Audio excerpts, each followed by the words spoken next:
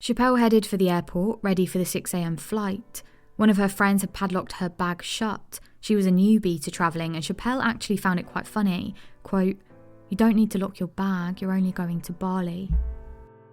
As she made her way through the airport, Chappelle noticed signs that littered the corridors of the walkways, each one slightly different, but all basically saying the same thing: death penalty to drug smugglers. This is Red Rum, stories about the true victims of crime. Friday the 8th of October 2004 wasn't a Friday like any other for Chappelle Corby. She was headed out of Australia, where she lived, and was going to holiday in Bali with her brother James and 2 friends. Her life in Australia was nice. She had a good group of friends, she was close to her family, but she'd been looking after her dad, who'd been unwell for a while, and she was looking forward to having a break herself. The holiday had been planned to also tie in with Chappelle meeting up with her sister Mercedes and her 2 children. Mercedes was turning 30 and wanted her siblings out in Bali to celebrate with her. And Mercedes' husband was from Bali, so although they lived in Australia, they'd been over in Bali for a few months visiting this side of the family and the life he'd grown up living. Mercedes' 30th birthday was going to be a big one, so along with her brother James and their 2 friends, she joined a total of 16 people heading out to celebrate the big day, and she had planned to stay for 2 weeks. Chappelle headed off for the airport, ready for the 6 a.m. flight. One of her friends had padlocked her bag shut. She was a newbie to travelling, and Chappelle actually found it quite funny. Quote, "You don't need to lock your bag, you're only going to Bali." Chappelle hadn't put padlocks on her suitcase, and so she, her 2 friends and her brother checked in their bags.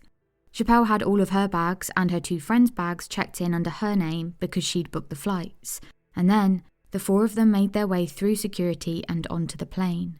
The flight itself was pretty uneventful, with Chappelle and one of her friends having a few beers on the 6-hour flight that landed safely at Gururai Airport, where they then headed straight for baggage.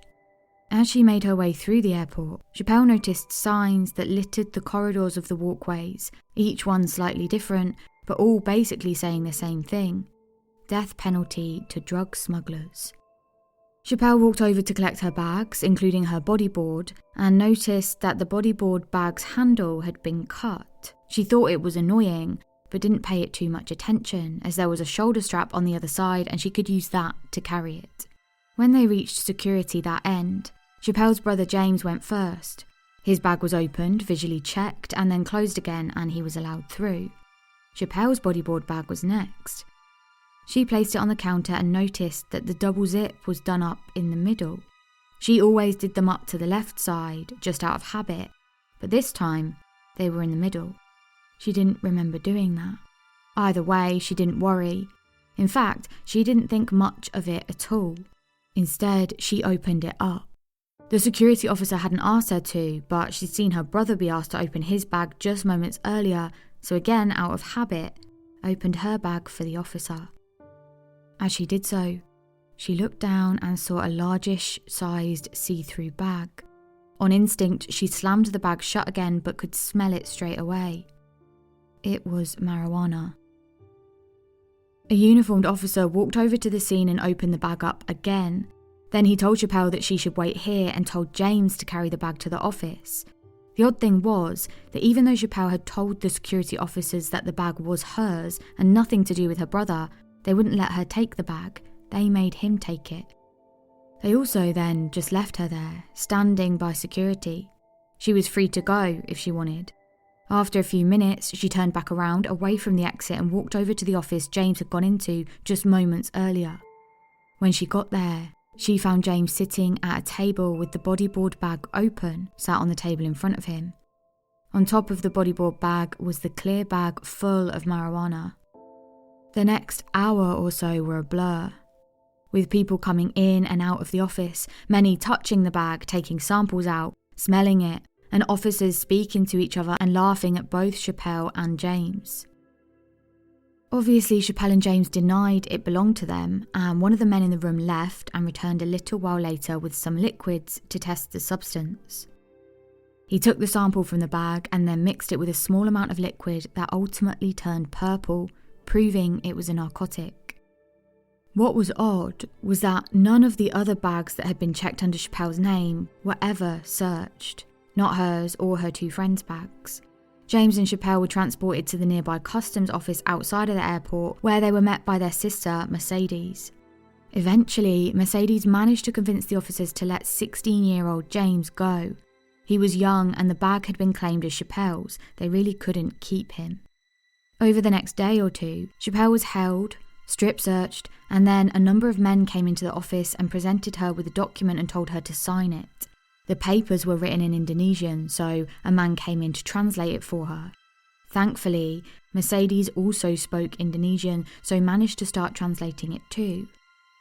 The man who'd come to translate it for her wasn't being truthful about what the paper said, and so Mercedes took the paper and spoke it out. It was essentially a confession. Chappelle refused to sign and said she needed a lawyer, but the men were persistent, stating that she could have a lawyer tomorrow, but for now she needed to sign it. Things would be harder for her if she didn't just sign it. Even so, Chappelle refused. By the Saturday morning, Chappelle had a lawyer who told her that if she couldn't prove she hadn't done this, then she might get the death penalty. Throughout the first few days, Chappelle was convinced that this big mistake would be shown to be just that, and everything would be cleared up. Surely they'd have some way of proving that this wasn't on her. She thought of the numerous ways they could prove her innocence, perhaps baggage x-rays, or they'd at least have the recorded weight from the check-in and could prove that someone had tampered with her bag before she touched down. What she didn't realise was that none of that could help her.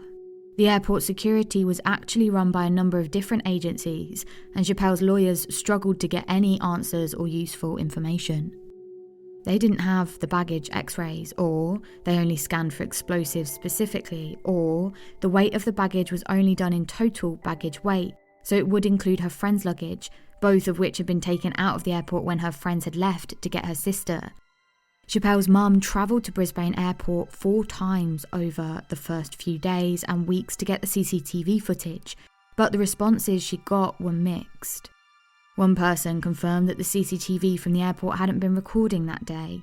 Another said it had been recording but had since been wiped. Chappelle was transported to the local holding jail where she was taken down to her cell.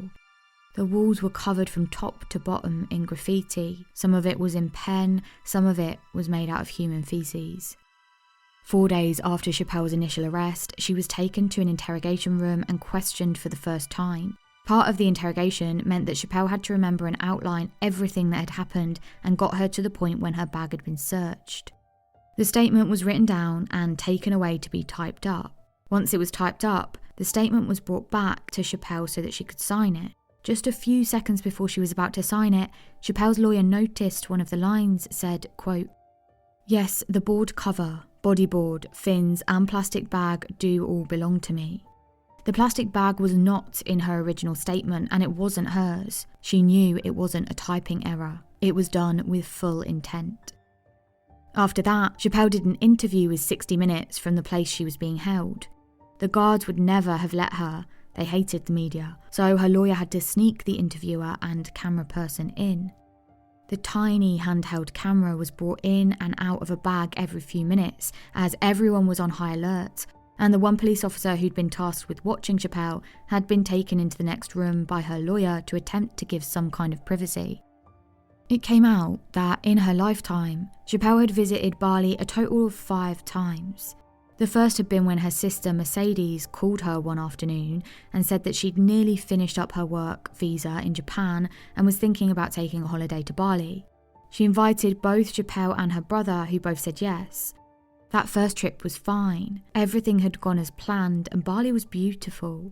Although Chappelle didn't find it hugely impressive, saying that having gone to the more touristy areas, there was a lot of poverty and there were often homeless children and lots of dogs roaming the streets.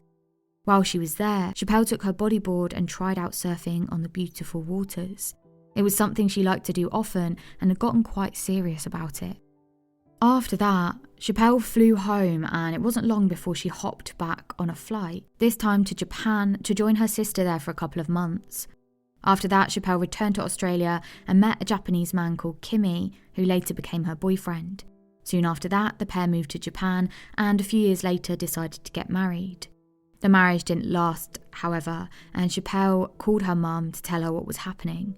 The pair agreed that they should do something nice to take Chappelle's mind off of the stress of the divorce and relocating back to Australia, and so decided to meet in Bali for a 2-week holiday. It was unbelievable to her that somewhere she'd once found such joy was now a hellhole. Chappelle's lawyers continued to try and get some answers about how the bodyboard bag had been tampered with, but they kept meeting roadblocks. Eventually, her lawyers received a visit from an international security manager at the airline in Brisbane over to Bali. But the information the manager brought was not useful. He told the lawyers that there was no way any unauthorised people could have had access to Chappelle's bags, although later on they found out that these same authorised workers who had handled her bags weren't necessarily trustworthy. One major issue with the case was that if the Bali authorities were accusing Chappelle of what was true, then she would have had to get her bag through 2 Australian airport security systems without being detected. It came to light that Brisbane Domestic Airport didn't have an X-ray machine, and so didn't X-ray any luggage coming through their airport. 36 days after her arrest, Chappelle was moved to a maximum security prison. There, she found herself sharing with 4 other inmates with nowhere to sit down, so her days were spent on thin camping mattresses strewn about over the floor. The women's quarters in comparison to the male quarters varied wildly. Men could basically pay for whatever they wanted, be it a new mattress, a TV for their cells, anything to keep them entertained like art supplies or sports equipment. And they could pretty much come and go as they wanted from their cells. Women couldn't do that. Chappelle was cramped in one cell for up to 15 hours a day with the clinical lights constantly on. They wouldn't even turn them off at night. The small cells were very close contact. Women would sleep side by side, partially on top of one another, meaning that there'd constantly be some kind of illness or sick bug going round. And it was not helped by the rats that often came into the cells. Chappelle regularly got sick. She threw up constantly and would often have skin rashes, conjunctivitis and ear infections. There was no power or running water, so showering meant using a ladle of dirty water and pouring over yourself. Chappelle experienced constant threats from other inmates, especially the violent ones. Murderers, terrorists, paedophiles, and even the guards were violent to the prisoners. Chappelle had to try and do anything she could to make her day-to-day life more bearable. She'd share toiletries with the other women in there, especially the poorer women who didn't have family visiting who could buy them things. Chappelle's sister Mercedes would often bring in extra deodorants, washing powder and soaps. The daily routine for Chappelle consisted of attempting to eat well, doing exercise twice a day, wearing makeup and even plucking her eyebrows. Daily, at 4:30 p.m, the cell doors would be locked and then the guards would go home with the key. This meant that if there was any kind of an emergency like a fire, there'd be no escape for the prisoners until 7:30 a.m. when the guard with the keys returned and unlocked the cell doors. Meanwhile, Chappelle's case wasn't really progressing. Her lawyers were struggling to find any evidence to show her innocence. It's difficult to prove something she didn't do, and on top of that, the Bali police had refused to fingerprint the inner bag. Chappelle's first court date finally arrived. The trial was conducted over months, having just 30 minutes a week in court. Once in the courtroom, there were people all around, many talking loudly to one another or speaking on the phone or taking pictures. Chappelle's translator didn't turn up on that first day, so her lawyer's assistant suggested his secretary could help as she spoke English. The chief prosecutor told the court that Chappelle had acted suspiciously when walking over to pick up her bag and then refused to open it. He also said she'd claimed the marijuana did belong to her, all details that Chappelle fiercely denied, adding that if they had any CCTV from the incident, they would be able to see that. Every time Chappelle came to court, she noticed that the evidence presented was less and less. The prosecutor opened up the bodyboard bag to show the plastic bag inside, but he had to dig around to find it, and much of the marijuana had disappeared. The defence relied mainly on witness testimony, including a seemingly out-of-nowhere piece of gold. a man in Australia had come forward to say that whilst he was in prison in Melbourne, he'd overheard a conversation between inmates who used to work as baggage handlers. The conversation had outlined how 3 of the men had put the marijuana in Chappelle's bag. That same man testified and then went home, but once he returned home, his daughter was threatened and he was actually beaten up pretty badly, to the point they weren't sure if he was even going to survive or not. At trial, a baggage handler from Brisbane Airport testified that security was incredibly slack. He confirmed that there was no baggage x-ray machine for checked-in bags. He also said that on numerous occasions, airport staff members had failed drug tests and others had been caught going through passengers' bags. Chappelle ended the day by saying to the court, quote, "I love my family. I wanted a holiday. I don't like drugs, and I know there are big penalties in Indonesia and all over the world if you have drugs. I would never jeopardise my life in this situation and my family's health and everyone that loves me to do something like this. I love Bali. I love Indonesia. I respect this country. I don't know how this has happened to me." Whilst waiting for her court decision as to whether or not she was guilty, the Indonesian consulate in Perth had received an anonymous letter. It stated that if Chappelle wasn't set free, then an Indonesian man who worked at the embassy would be killed. On her 2 penultimate trips to court, Chappelle fell ill. She said it was partly from the stress, partly from the heat, and from the media circus that meant oftentimes she and whoever she was handcuffed to would be cut and bruised and shoved towards the ground. On that final day of court, the prosecutors read through all the points of the case for 2.5 hours, with Chappelle's lawyer partially translating it. She learnt that the prosecution weren't holding any of the witness testimony as credible, and that's pretty much all Chappelle's defence was based on. This meant that the death penalty was definitely on the table. If the death penalty is requested in Bali, then the judge's choice after that is really only either life imprisonment or death by firing squad. Then, Chappelle heard the prosecutor use the word hide in relation to recommendation of what her sentence should be. Hide in Indonesian was a word that she knew meant life. Life in Indonesia meant the age when you were arrested, so for Chappelle, that meant 27 years. After the end of the lawyer's statements, Chappelle was allowed to read her own. Quote, "I believe that the evidence shows that 1. There is a problem in Australia with security at airports and baggage handling procedures. 2. My only mistake was not putting a lock on my luggage. 3. I have never at any stage claimed ownership of the plastic bag and its contents. 4. Had the police weighed all my luggage with the total weight, it would have shown a difference from the total weight checked in at Brisbane Airport. 5. The police had the opportunity to fingerprint both bags. That proved my innocence, but they chose not to. 6. I am innocent of a tactless drug smuggling network. 7. I am not a person involved in drugs and I am not a person who might be involved in a drug smuggling operation.